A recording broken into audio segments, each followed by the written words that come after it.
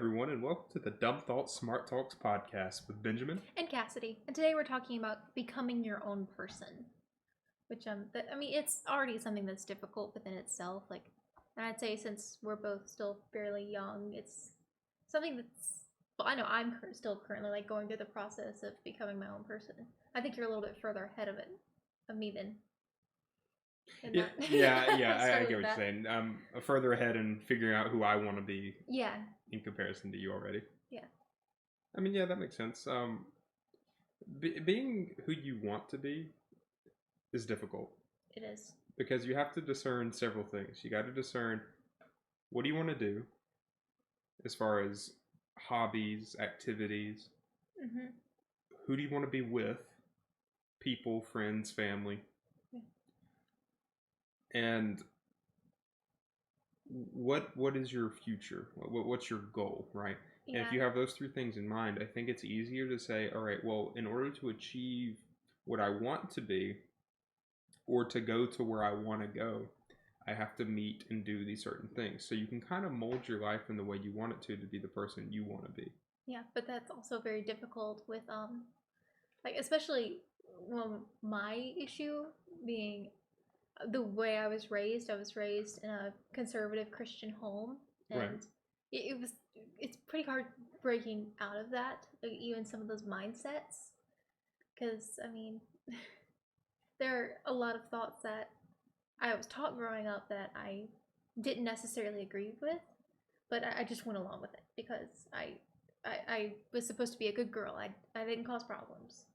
Right, and that's we'll touch on that in a bit. Yeah. That goes into the idea of conformity and how that's a problem when trying to become your own person. Oh yeah, Is because you find someone or something that's similar to you, or you find a group of people you don't want to upset. Mm-hmm. Thus, you conform, and we'll touch on that a little bit later. But no, I think you're hitting on a good point.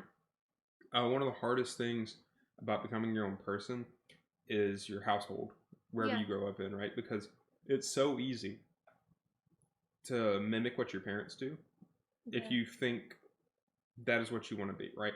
For instance, I don't know many people are yes, I want to be exactly like my parents when I grow up, right? No. However, there are a lot of people who would say, yeah, I think my parents did fairly well for themselves, and I wouldn't mind being in the same position as them. Yeah. Right? Now, granted, there are just as many cases of people saying, oh, well, I want to do better than where my parents are at, or, oh, I don't like where my parents are at. Let me, do things a little differently. Yeah. But ultimately, people end up becoming copies of their parents because of that. Yeah. And I think that was something that I was always worried about. Like, if I do this, if I change something about myself, am I going to be a disappointment to my parents? Right. Which, I mean, my parents are definitely not like that. They encourage us to be our individual selves. But for me, when I decided that I didn't believe in Christianity, that was really hard for me because it's like, okay, my parents raised me to be this. My older sisters are still like this. And I was like, how do I go about letting them know that this is not what I believe in? Right, and it's difficult.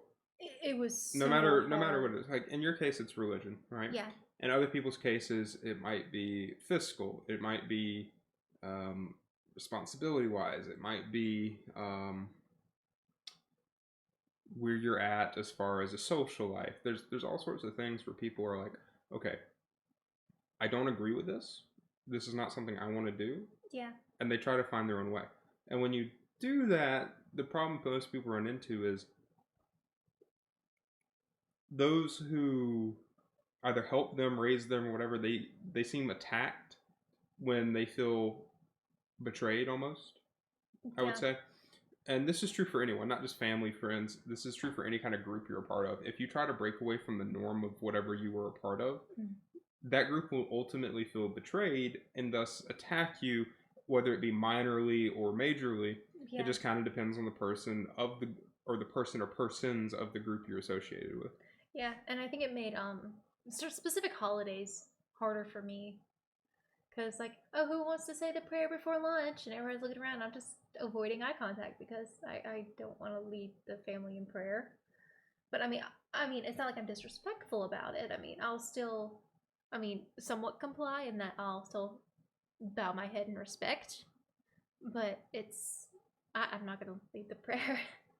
No, I agree. I mean, you got to be respectful, Yeah. even if you don't agree, and that's something that's very hard to do as well. It is. But let's touch on that a little bit more. So we mentioned the group conformity idea, Mm-hmm. and this is the part of the problem when you're trying to become your own person. You want to find people who share similar interests to you, but the problem is when you find those similar people or similar groups, and then you start doing exactly everything they want to do, and now Yeah. you're not being your own person anymore. You've Yeah. escaped from what you thought was an individuality and become a collective again. Yeah. You're just in a different collective. And that's so hard to not fall into because you don't want to be alone. You want to have friends, but you also have to be able to have those boundaries in which like you are your own person, I'm my own person. We can hang out and we can respect each other's differences, but I'm not going to become another you. Right.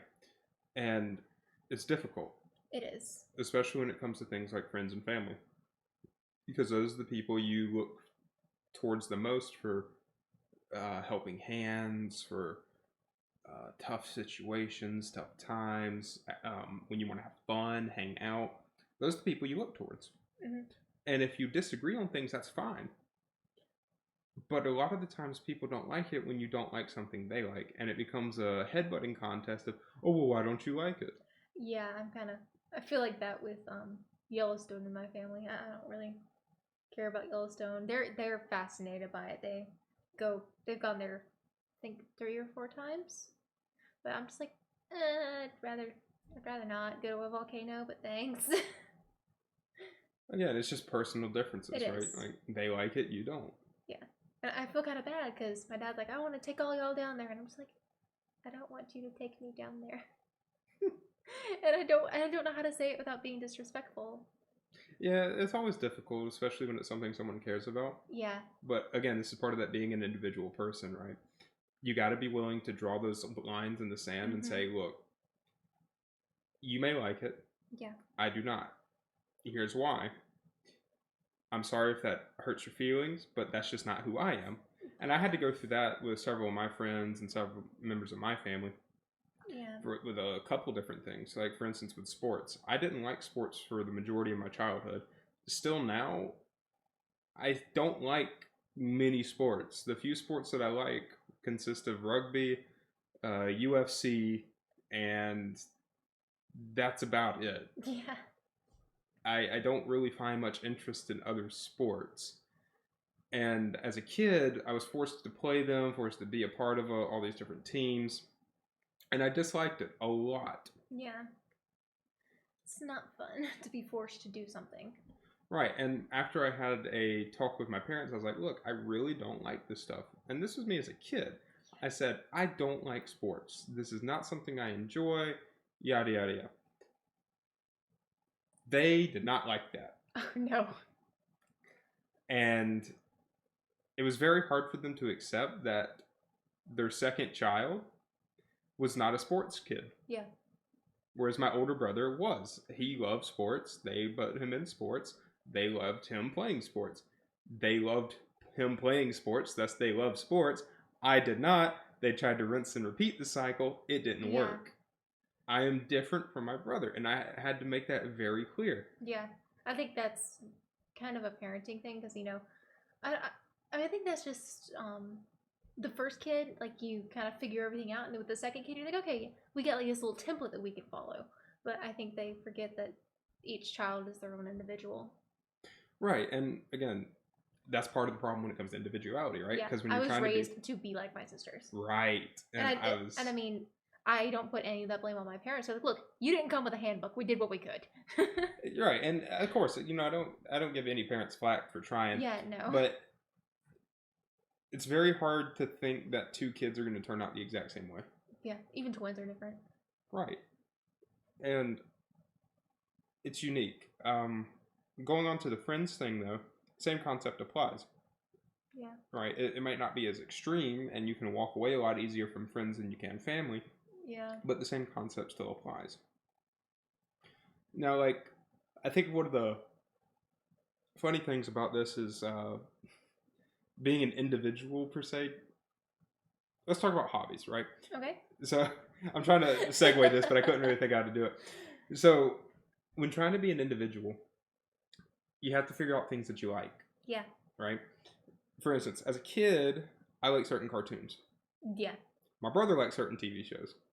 My parents like certain TV shows. Yeah. None of us like the same thing. Exactly. The forever struggle of who gets control of the TV remote. Right. Right, but this also applies to activities, right? I do Brazilian Jiu Jitsu. Yeah. I like Brazilian Jiu Jitsu. I do not like tennis, badminton, soccer, football. I don't like those things, right? But I enjoy BJJ. Yeah. My parents know nothing about BJJ. My brother knows absolutely nothing about BJJ. Mm-hmm.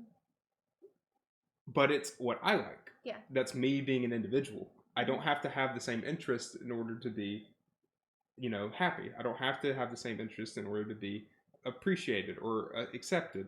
Now, Yeah. granted, the guys that are at my gym, they're like, "Oh, cool, you do jujitsu. I do too. Cool, we're gonna wrestle." Yeah. And some of them are like, "Well, I have these activities that I like. I have these activities I like." We have guys who are welders. We have guys who like to hunt. We have guys who like to do wood cutting, carpentry. Yeah, I couldn't think of the word. They like to do carpentry. We have guys who like to build things, like mechanical things, whether it be cars, guns, all sorts of stuff. Yeah. Right? But not everyone likes those same things. Yeah. We have people who do dance. We have people who cook at restaurants. Everyone comes from a different background and has different things that they like. Yeah. And it is helpful if you like find a hobby that you like and you make friends within that hobby because you already have something like that you like to do together. But for instance, like, hey, let's go out for a drink, and you don't really drink, you're like, okay, I can go, but I'll be the designated driver. Or if you're not comfortable with that, yeah, sorry, guys. See you next time. Maybe a different activity. Right. But that's hard to do. Right, and that's the problem I have with my friends because I don't drink. Yeah. So a lot of the times they'll say, "Hey, we're gonna go to this bar," or "Hey, we're gonna go to this party," or "Hey, you want to come over and hang out?" And I'm like, "Yeah, sure. I wouldn't mind doing any of those things." The problem becomes like, "Hey, we're gonna get drunk, or we're gonna drink a lot, or we're just gonna drink. You don't have to." I'm like, "Thanks." In the rare occasions that they get slobbered, I feel responsible for them, and I feel like it was more so I was invited to take care of them. Yeah. And the times where it's more responsibly done, I enjoy hanging out with them, but at the same time, I feel somewhat like a stick in the mud because I'm the only one not doing anything, right? But at the same time, that's me expressing my individuality because it's me saying, all right, here are my morals, here are my standards, here are things that I will and will not do. I'm not going to change them just because you're my friend. Yeah. Just like when we hung out with your friends that one day, and I do occasionally drink, but I still decline because I gotta drive home and I'm a lightweight. I felt like they were respectful of that. Right, and it's just a matter of the individual, the person. Yeah. A lot of that is what it stems from. So, other things, it's difficult because when you find hobbies you like, other things become a little bit arbitrary. Mm-hmm. Because let's say you're a musician, right? Okay. But you find a hobby that's not music, and you enjoy it. You do this hobby, and you talk to the people, and you're like, "Hey, I like to play music," and they're like, "Oh, that's cool. We don't." Yeah. I think a lot of people at that point in time get offended. And they say, well, how can I be a part of this group if they don't agree with what I like? But you already have the same hobby. You already have some common ground. Exactly. But this is the thing, right? So people get out of that individuality mindset and go back into the collective mindset very quickly, right? That's the point I'm making. As soon as someone gets into a group and like, oh, well, I like to do this, and the rest of the group or a majority of the group goes, okay, and? Or they, shrug it off. Yeah. People get offended and like, well, how can I be a part of this group? You're not there to be a part of them. Yeah. You're doing it because it makes you feel better or it's something you like to do. Yeah. We like to talk about that a lot of you want to be, you want to conform to societal standards. You want to be a part of the group. You don't want to be, the outcast. But you need to be. Yeah. To an extent, yes. You need to conform to a lot of things. Don't get me wrong. Yeah. But there's a cutoff when you say, I rely on the group versus I'm a part of the group. Yeah. When you rely on the group, that's when individuality goes out the window. And I think a lot of people start off a part of the group, and then they branch off at some point during their early teens, mid-teens, and they're like, "Ah, yes, I'm gonna be who I want to be." Mhm. And then come about late teens to early 20s, when you hit your college years, people go right back into the group collective again Oh yeah. because it's easier. I thought it was so weird because like high school and middle school were really cliquey, and I assumed that when you get to college, we all have different backgrounds. We can all like I don't know, not like not be all cliquey again. But as Mhm. soon as I got to college, the first thing I realized was, oh, there's already cliques everywhere, and I'm excluded from all of them.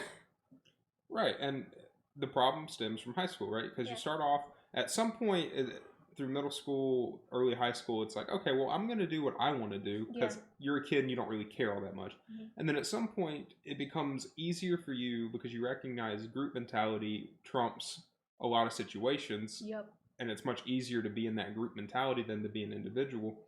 So then you conform to their standards in high school, and then come into high school, you start waning out because, like, all right, well, I'm not going to see these people again, or Yeah. my friends aren't going to the same college as I am, or we're all going different paths.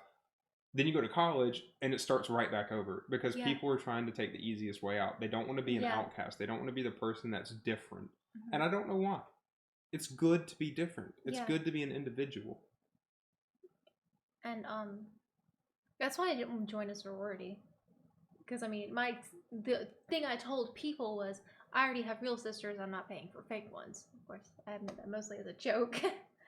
But I didn't want to do that because I don't know. Maybe movies have kind of warped my idea of what a sorority and a fraternity are, but they seem like a very much collective mind, and that's something that I knew I wanted to get away from. And I kind of used college as a way to become my own person.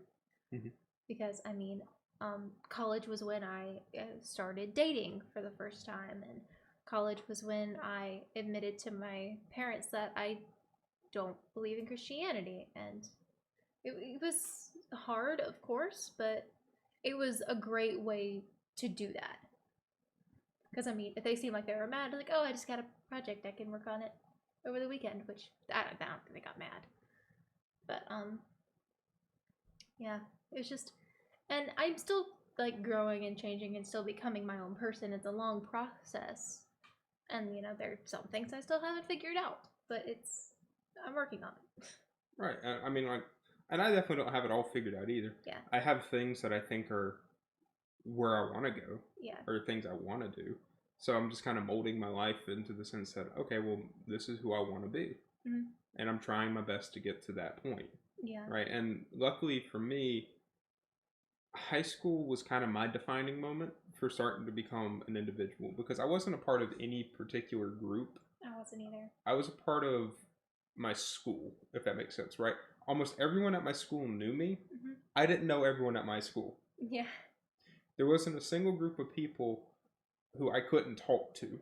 Mhm. Now, granted, there were plenty of groups of people that I was like, all right, I dislike you, I dislike you, I dislike. But with that being said, people could talk to me if they wanted to. I Yeah. wasn't a part of any group, I wasn't a part of any kind of mindset. Mhm. I was an individual by high school. And in college, it was just another day for me Yeah. because I didn't rely on anybody. I didn't have to be a part of the group. I didn't have to be a part of the clique throwing the parties. I didn't have to be a part of the study group. I didn't have to be a part of anything. Yeah. I could choose to do what I want when I wanted. I didn't need to rely on anyone. And that's because I discovered individuality at a younger age compared to most people. Yeah, I think I discovered it at a younger age as well, but that was just because of the way my middle school was set up.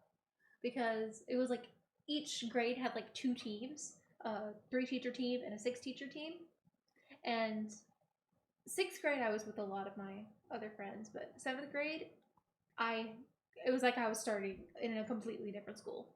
I didn't know many people, and 7th grade was just hard. Had a couple family deaths. It sucked. I try not to remember 7th grade, but I don't know.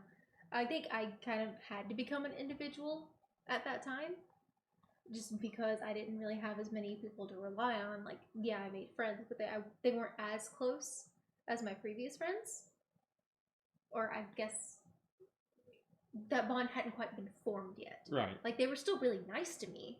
Like, I think they were aware of my situation, but it just wasn't the same.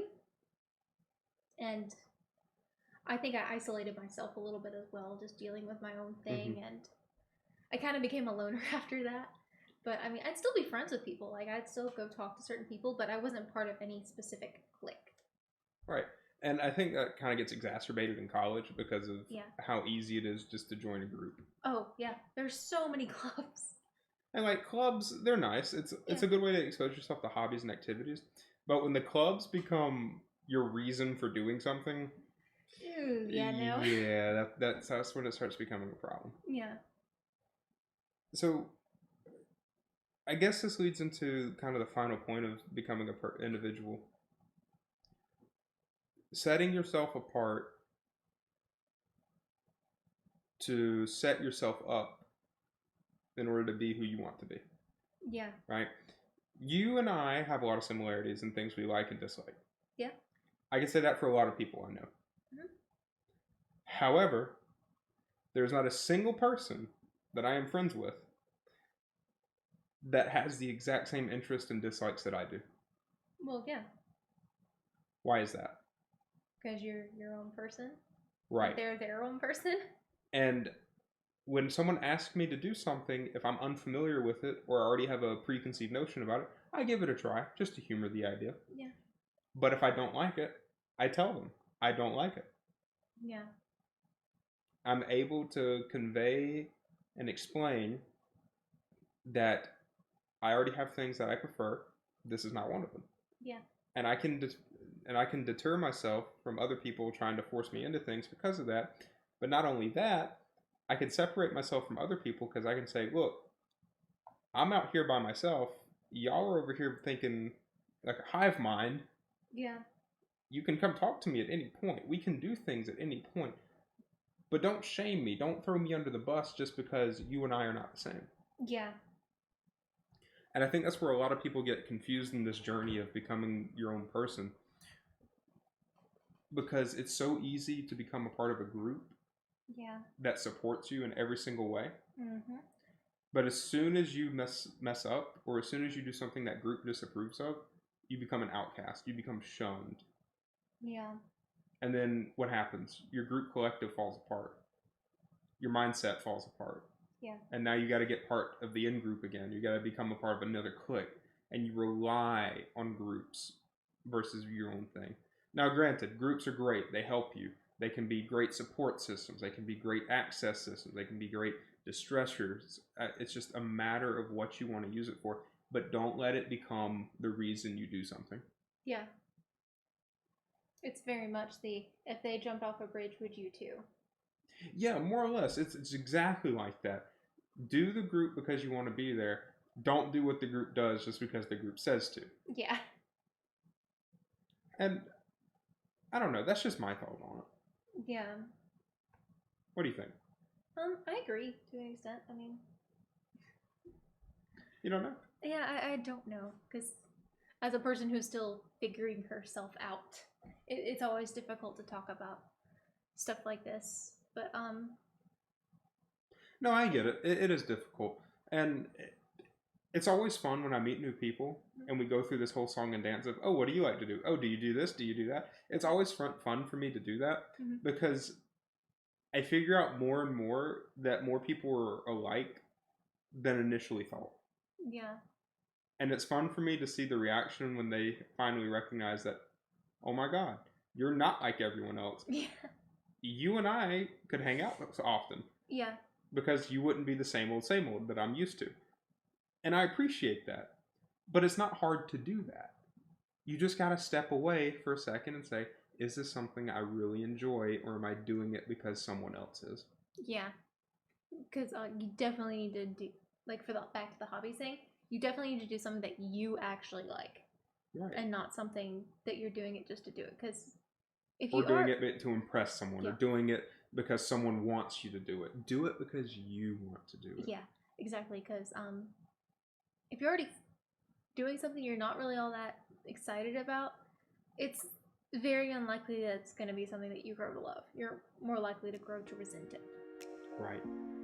But I think that's a good place to kind of wrap it up on becoming your own person. What do you say? Yeah, I think so.